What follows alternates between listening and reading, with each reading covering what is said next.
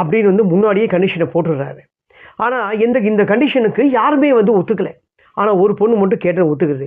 ஆனால் கல்யாணம் ஆனதுக்கு அப்புறம் இவ எப்போ பாரு இல்லற வாழ்க்கையில் வந்து நெருங்கி வந்தாவே என்னை தொடாதீங்கன்னு சொல்லிட்டு அவாய்ட் பண்ணியிருப்பாள். கதாநாயகனுக்கு வெறுப்பாயினே இருக்கும். ஏன்னா நம்ம மெக்கானிக் ஷாப்லேயே ஒர்க் பண்ணிட்டு வரோம், ஒரே டயர்டில் வந்தால் நம்ம சாப்பிட்றோம், நமக்கு ஒரு சந்தோஷமே வீட்டில் கிடைக்க மாட்டுதே அப்படின்னு சொல்லிட்டு அவருக்குள்ள ஒரு ஃபீலிங். அந்த சந்தோஷம் அவர்கிட்ட இல்லை. ஏன் என்ன நீ அவாய்ட் பண்ணியே இருக்கிற? என்னால் குழந்தைய வந்து இந்த குழந்தைய என்னால் சமாளிக்க முடியல, நீங்கள் வேறு 6 குழந்தை கேட்குறீங்க. ஒன்று நான் ஆப்ரேஷன் பண்ணிக்க கதாநாயகனும் ஒத்துக்க மாட்டாரு. சில விஷயத்தில் போட்டு எனக்கு குழந்தை நின்று போச்சு அப்படின்னு சொல்லிட்டு அதுவும் சொல்லிடுறாரு.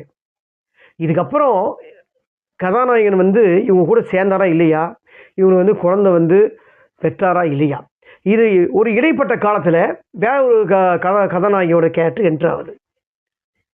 அவருக்கும் வந்து கல்யாணம் ஆயிடுச்சு. ஆனால் கல்யாணம் 5 வருஷமாக அவங்க 2 பேரும் இல்லறத்தில் ஈடுபட